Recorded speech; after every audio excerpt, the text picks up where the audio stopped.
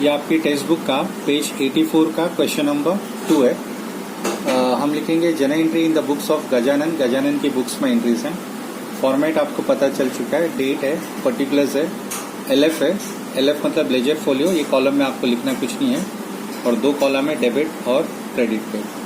फिर देखिए आपका फर्स्ट क्वेश्चन है, पहले आप डेट लिख देना 2019, फिर ये आपको बार बार रिपीट करने की जरूरत नहीं है। तो 2019 में 3 तारीख। ट्रांजेक्शन है purchase goods of ₹90,000 and amount paid by bank. मतलब आपने गुड्स परचेज किए तो इसमें 2 अकाउंट है, एक परचेज अकाउंट, गुड्स परचेज करेंगे तो आप गुड्स मत लिखिएगा, आप परचेज अकाउंट लिखिए। एक परचेज अकाउंट है और दूसरा बैंक अकाउंट है।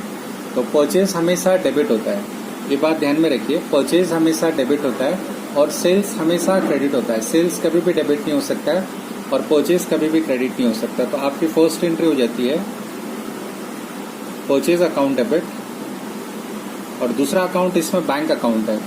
बैंक अकाउंट जो है वो पर्सनल अकाउंट है, और आपने गुड्स परचेज किए और आपने पैसे बैंक से दिए तो बैंक गिवर है, और बैंक गिवर है इसलिए आप बैंक को क्रेडिट करेंगे। तो आपको फर्स्ट एंट्री लिखनी होगी purchase account debit to bank account, और आपका अमाउंट है 90,000। तो 90,000 एकदम परचेज अकाउंट के सामने वही लाइन में आना चाहिए, ऊपर नीचे नहीं होना चाहिए। और बैंक में 90,000 पैसे बैंक से गए। इसका narration being goods purchased and paid from bank, मतलब आपने गुड्स खरीदे और पैसे बैंक से दिए। उसके बाद नेक्स्ट है सोल्ड गुड्स टू सतीश। तो आप ट्रांजेक्शन रीड कीजिए, वहां पे 2 अकाउंट है, एक सतीश है और एक सेल्स है।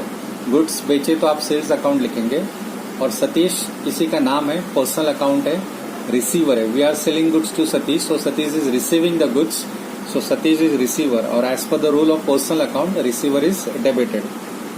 तो यहाँ पे एंट्री होगी सतीश अकाउंट डेबिट। और आपको पता है अभी थोड़ी देर पहले मैंने बताया था सेल्स अकाउंट हमेशा क्रेडिट होगा। गुड्स सेल्स हुआ तो ही सेल्स अकाउंट लिखना है। अगर फर्नीचर या मशीनरी सेल किए तो आप सेल्स नहीं लिखेंगे, तब आपको मशीनरी या फर्नीचर ही लिखना रहेगा। खाली गुड्स परचेज और सेल्स के केस में ये अमाउंट सेल्स लिखना है आपको। Amount is 30,000। डेबिट का अमाउंट डेबिट की लाइन में, क्रेडिट का अमाउंट क्रेडिट की लाइन में लिखना है, और क्रेडिट के कॉलम में भी लिखना है। अच्छा, इसका narration being goods sold to Satish on credit. Then next transaction 9 तारीख का है। आपने पोस्टेज पे की है, पोस्टेज पे की है, और पोस्टेज आपके लिए एक्सपेंस है। पोस्टेज एक्सपेंस है, नॉमिनल अकाउंट है, और नॉमिनल अकाउंट का रूल है debit all the expense and losses, credit all the income and gains. तो पोस्टेज हमारे लिए एक्सपेंस है, इसलिए हम उसको डेबिट कर रहे हैं, पोस्टेज अकाउंट डेबिट। और पोस्टेज पे किया मतलब पैसे दिए, सो cash goes out, cash real account है, सो कैश अकाउंट क्रेडिट होगा। तो आपकी एंट्री होगी postage account debit to cash account 10,000। और इसका नरेशन है बीइंग पेड फॉर पोस्टेज, मतलब आपने पोस्टेज के लिए पे किया। देन नेक्स्ट ट्रांजेक्शन पे चलते हैं, और नेक्स्ट की डेट है 12। Paid for wages. अभी वेजेस क्या होता है? वेजेस आप लेबर्स को पे करते हैं। वेजेस जो होता है वो डेली बेसिस पे पेमेंट होती है। जैसे सैलरी आप मंथली बेसिस पे पे करते हैं, वैसे ही वेजेस आप डेली बेसिस पे पे करते हैं। रोज का काम के लिए आपको वेजेस पे करना है, और वेजेस भी नॉमिनल अकाउंट और एक्सपेंस है, और एक्सपेंस जैसे ही आपको दिखेगा आप उसको डेबिट कर देना। तो वेजेस अकाउंट डेबिट, और आपने वेजेस पे किया मतलब फिर से पैसे दिए, so cash account credit and amount is 15,000। अच्छा, इसका नरेशन है being paid for wages.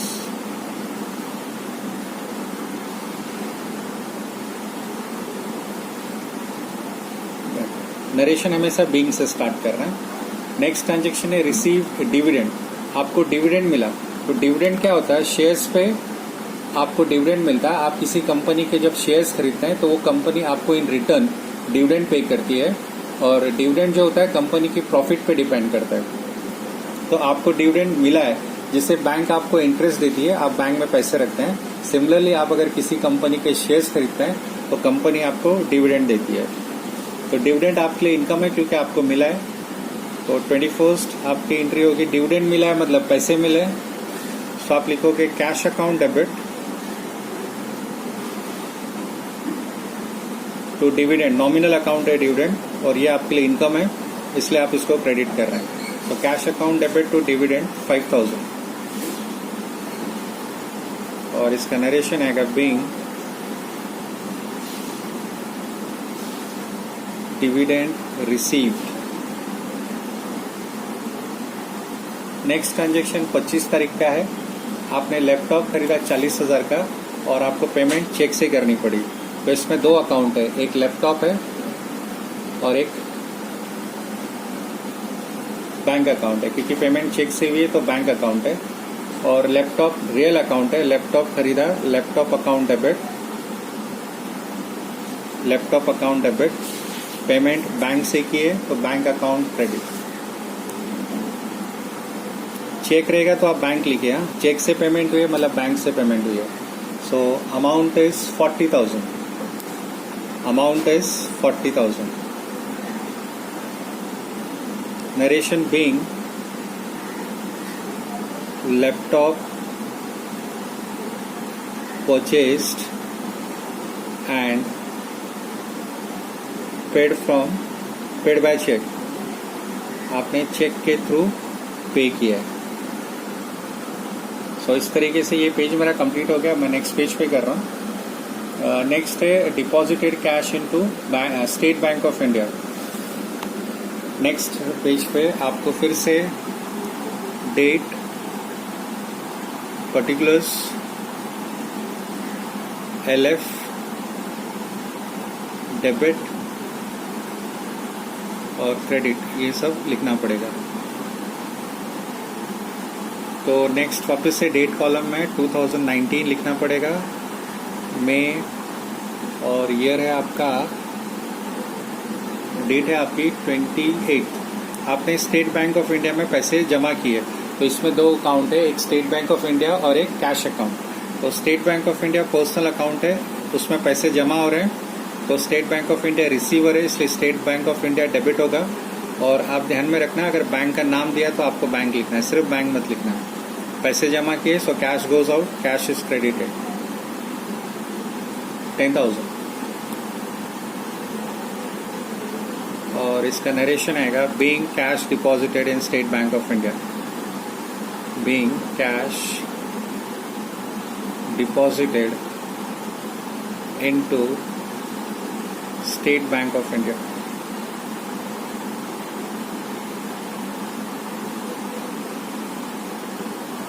Then next है 31, last transaction, purchase goods of ₹40,000 and paid by RTGS। ये RTGS जो ये बैंक की मेथड एक पेमेंट का, RTGS से पेमेंट हुई है मतलब बैंक से पेमेंट हुए। आपको RTGS से निफ्टी आएगा, NEFT, तो आप समझ जाना बैंक से पेमेंट हुई है। तो आपने गुड्स खरीदे तो परचेज अकाउंट आप डेबिट करेंगे। आपको पहले भी बताया मैंने, परचेज हमेशा डेबिट होता है, ये कभी भी क्रेडिट नहीं हो सकता है। परचेज अकाउंट डेबिट, और पैसे आपने बैंक से दिए, सो बैंक इज गिवर, तो बैंक अकाउंट क्रेडिट। RTGS मतलब बैंक की पेमेंट का मेथड है वो, तो RTGS से निफ्टी आएगा तो आप बैंक लिखिए 40,000। और इसका नरेशन आएगा being goods purchased and paid from bank. ठीक है, इस तरीके से ये आपका पूरा हो गया। और लास्ट में आप सबका टोटल कर देंगे, डेबिट और क्रेडिट का। शुरू से जो आपने लिखा था वो सब टोटल में आएगा। फॉर एग्जाम्पल यहाँ देखते हैं, फर्स्ट पेज यहाँ पे आपका एंड हुआ था, वहां से आपको टोटल करनी है। जैसे ये 90 है, 90 प्लस 30 120, 130, 145, 150, ऐसे टोटल कर जाए 190। तो मुझे ये टोटल मिल रही है 1,90,000 डेबिट की, डेबिट कॉलम की। उसी तरीके से अब मैं क्रेडिट कॉलम की टोटल करूँगा। यहाँ पे 30 है, 40 प्लस 15 इज 55, 60, 1 lakhs।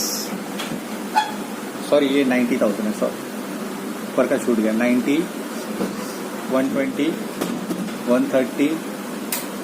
130 प्लस 15, 145, 150 और 1,90,000 और ये दोनों टोटल सेम आने चाहिए। यहाँ पे आपका फर्स्ट पेज एंड हुआ था, सेम टोटल आप यहाँ लिखते हैं वापस से सेकेंड पेज पे, जहाँ पे आपको नया सम स्टार्ट बची हुई एंट्रीज की थी 190 और अब इसकी टोटल 190 प्लस 10 2,40,000